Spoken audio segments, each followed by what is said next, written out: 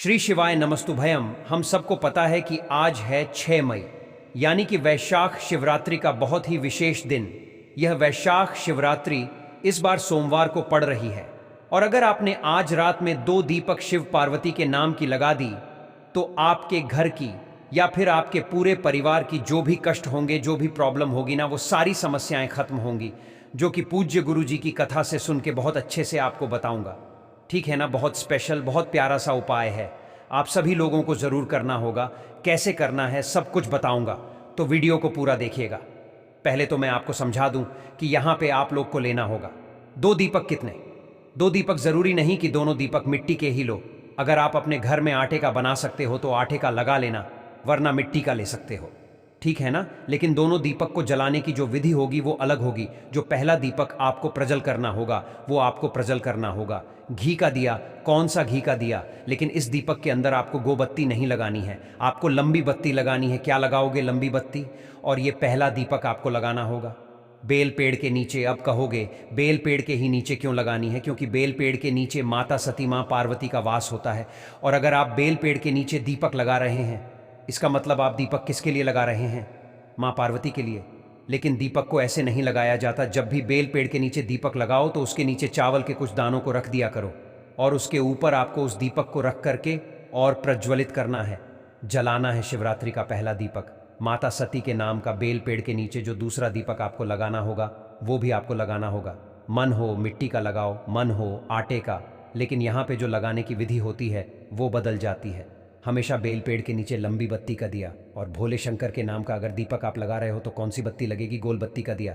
लेकिन इसमें क्या पड़ेगा? इसमें भी आपको घी ही डालना है। सेम काम करेंगे। धरती माता के ऊपर डायरेक्ट अग्नि को नहीं रखते हैं। आपको इसके नीचे क्या करना है? अनाज के कुछ दाने, चावल, गेहूं, कुछ भी आपको रख देना है और दीप प्रज्वलित कर देना। अगर जो भी इंसान वैशाख की मासिक शिवरात्रि पे इन दोनों दीपकों को बड़ी ही सच्ची श्रद्धा, सच्ची भक्ति के साथ लगा देते हैं तो जीवन की जो भी तकलीफ़ें होती हैं उनकी या फिर उनके पूरे परिवार की, वो सारे कष्ट खत्म हो जाते हैं। ठीक है, आप लोग करना ज़रूर सभी लोग। तो यहाँ पे हम लोगों ने पहले उपाय की तो बात कर ली है, आगे बढ़ लेते हैं इस वीडियो के हम लोग अपने दूसरे उपाय की तरफ।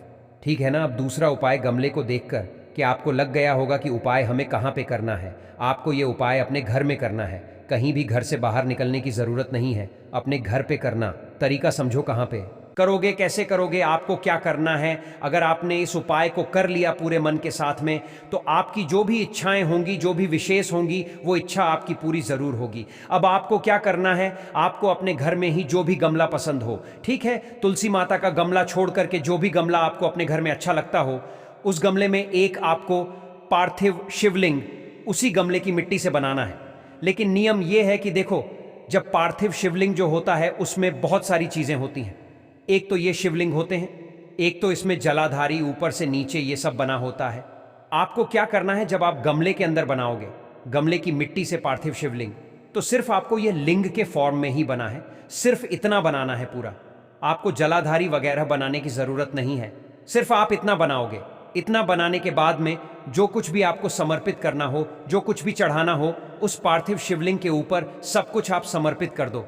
दूध दही जो कुछ भी आपको मिल जाए सब समर्पित करना। अपनी मनोकामना कहते हुए 5 बेलपत्र समर्पित करोगे। कितनी बेलपत्र? 5 बेलपत्र अपनी मनोकामना कहते हुए समर्पित करेंगे।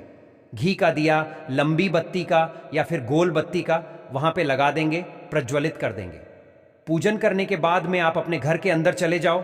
अंदर जाने के 20 से 25 मिनट के बाद फिर आप बाहर आओगे तो देखोगे जो दीपक आपने प्रज्वलित किया था वो बुझ गया है। बुझने के बाद में उसी गमले के अंदर उस पार्थिव शिवलिंग का जो विसर्जन होगा आपको कर देना। करने के बाद में आपने वहां पे 5 बेलपत्र को समर्पित किया था, चढ़ाया था। अरे चढ़ाया था कि नहीं चढ़ाया था, आपको क्या करना है? उन 5 बेलपत्र में से एक बेलपत्र उठा लेना और उसे 11 दिनों तक आपको अपने घर में रखना होगा, कहीं पे भी संभाल करके। कितने दिन तक रखोगे? 11 दिनों तक बहुत ही संभाल करके अपने घर के अंदर रखेंगे। और 11 दिनों के बाद में किसी भी आपको लेके जाना है नदी, तालाब, सरोवर, कुआं, बावड़ में 11 दिन के बाद में विसर्जन कर देना। यकीन मानिए, अगर इस उपाय को पूरे नियम विधि विधान के साथ आपने कर लिया तो आपकी वर्षों पुरानी जो भी मनोकामनाएं होंगी, विशेष होंगी, वो महादेव पूरी जरूर कर देंगे। ठीक है ना। करना जरूर है, भूलना किसी को भी नहीं। ठीक है ना। 2 उपाय की हमने बात कर ली है। आगे बढ़ते हैं इस वीडियो के हम लोग अपने तीसरे उपाय की तरफ। बहुत स्पेशल, बहुत प्यारा सा उपाय है, लेकिन कैसे करना है वो मैं आपको तब बताऊंगा जब आप करोगे वीडियो को लाइक, और मेरे जितने भी भाई बहन आवाज पहली बार सुन रहे हैं तो चैनल को जरूर सब्सक्राइब करिएगा, ठीक है ना। तरीका समझना, मेरी जो चीजें मैं बताने जा रहा हूं, सबसे पहले तो बात कर लेते हैं इस उपाय को करने से आपको फायदा क्या होगा, बेनिफिट क्या होगा। आपके घर में वर्षों से कोई इंसान बीमार पड़ा है, उसकी बीमारी आप दूर कर सकते हो, या फिर आपके घर में अगर कोई भी इंसान बहुत क्रोध कर रहा, गुस्सा कर रहा, उसके गुस्से को आप कंट्रोल नहीं कर पा रहे हो, तो आप इस उपाय को जरूर करेंगे, ठीक है ना। समझने की कोशिश करिएगा। सबसे पहले बता दूं कि आपको लेना होगा गौ माता का कच्चा दूध। उस दूध को गैस पे रख के पकाना नहीं, आपको कच्चा दूध लेंगे, ठीक है ना। लेने के बाद में आपको एक बेलपत्राम ना हो है ना बेलपत्र ले लिया। इस एक बेलपत्र को जो कच्चा दूध आपने लिया है उसी के अंदर डाल देंगे, उसी के अंदर मतलब डुबा देंगे अच्छे से, है ना। फिर आप इस दूध के लोटे को बेलपत्र के साथ उठाएंगे। जितने भी कमरे हो आपके घर में, वहां पर आपको कुंदकेश्वर महादेव, कौन से महादेव, कुंदकेश्वर महादेव के नाम से एक बार घूम लेना है ना। घूमने के बाद में क्या करोगे, जो इंसान आपके घर में क्रोध करता है, या फिर जो इंसान आपके घर में बहुत दिनों से बीमार है, उसके हाथों से एक बार टच कराएंगे, एक बार स्पर्श करा ले, है ना। स्पर्श कराने के बाद में आप इसको उठाएंगे, भोले शंकर के शिवलिंग के पास जाएंगे। यहां पर देखो, इस उपाय को करने का एक नियम है और उसके लिए टाइमिंग निर्धारित की गई है। या तो आप इस उपाय को दोपहर में, ठीक दोपहर में 12 बजे करेंगे। फिर से बोल रहा हूं, ठीक दोपहर में 12 बजे। या तो आप इस उपाय को करेंगे, या फिर शाम को 6 बजे से लेकर के और 7 बजे के बीच में उपाय करना, ठीक है ना। यानी कि प्रदोष काल के आसपास के टाइम पे करेंगे। क्या करना है, दूध के लोटे का जो पूरा का पूरा जल होगा, बेलपत्र के साथ में आपको अवधूतेश्वर महादेव, कौन से महादेव, अवधूतेश्वर महादेव के नाम से, और उस इंसान का नाम और गोत्र बोल करके पूरा का पूरा जल भोले शंकर के शिवलिंग के ऊपर समर्पित करेंगे बेलपत्र के साथ में। और फिर एक लोटा शुद्ध जल तांबे के लोटे से श्री शिवाय नमस्तुभ्यम का जप करते हुए समर्पित कर देंगे। अब जो लोटे में आपके बेलपत्र था, वो कहीं यहीं ना कहीं, कहीं ना कहीं आके रुका होगा। अरे रुका होगा ना, उस एक बेलपत्र को उठा खा लेंगे, उसे लेकर आप अपने घर पे जाएंगे। और जो इंसान वर्षों से बीमार पड़ा है, उसकी बीमारी ठीक नहीं हो पा रही है, उस इंसान को उस एक बेलपत्र को चबा चबा करके खाने के लिए दे देना। यकीन मानिए, उस इंसान की जो सेहत होगी उसमें बहुत सुधार आएगा और इंसान सुधर जाएगा, ठीक है ना। तो यहाँ पे हम लोगों ने 3 उपाय की तो बात कर ली है, एक सबसे आखिरी और बहुत ही छोटे से उपाय की। अब हम लोग बात करने जा रहे हैं जो कि आज के दिन आप सभी लोगों को अपने घर पे जरूर करना चाहिए, ठीक है ना। कहोगे भैया इस उपाय को करने से फायदा क्या होगा। मान लेते हैं कि आपके घर में अगर धन को लेके कमी है, मां लक्ष्मी का वास आपके घर में नहीं होता, तो आप इस उपाय को करेंगे। दूसरा, अगर आपका कोई व्यापार है, दुकान है, बिजनेस है, वो चलता नहीं है, तो आप इस उपाय को करेंगे, है ना। क्या करना है, आपको इस तरीके से हल्दी लेनी होगी।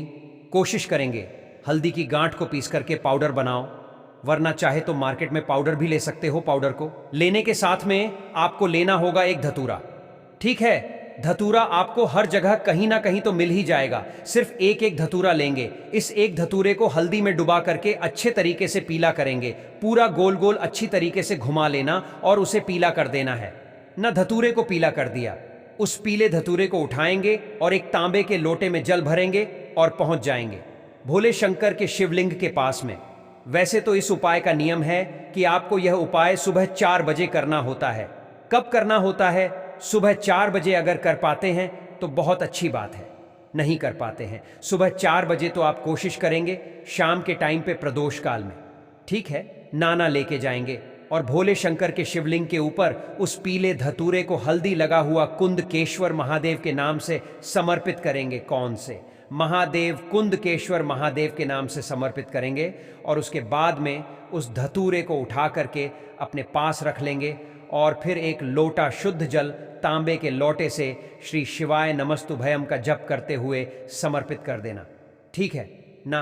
प्रार्थना करेंगे, हमारे घर में धन संपदा को लेकर कमी है, हे भोले शंकर, हे शिव शंभु, हमारे घर में धन संपदा की हमेशा बढ़ोतरी हो। माँ लक्ष्मी जो जिस भी कारण से हमारे घर से रूठ गई हैं, वह खुश हो जाए, ऐसे प्रार्थना करेंगे, फिर उस पीले धतूरे को उठा करके आप अपने घर लेकर जाएंगे, जहाँ पे रुपए पैसे रखते हो वहाँ पे रख देंगे। दुकान नहीं चल रहा है, व्यापार नहीं चल रहा है, तो उस व्यापार वाले स्थान पे भी ले जा करके रख देना। आपकी दुकान में बरकत होगी, कस्टमर आना स्टार्ट होंगे और घर में तो खुशियाँ आपके आएंगी ही आएंगी। तो जितने भी मेरे भाई बहन आवाज़ पहली बार सुन रहे हैं, चैनल को सब्सक्राइब करिएगा और वीडियो को लाइक सभी को करना है। श्री शिवाय नमस्तुभ्यम।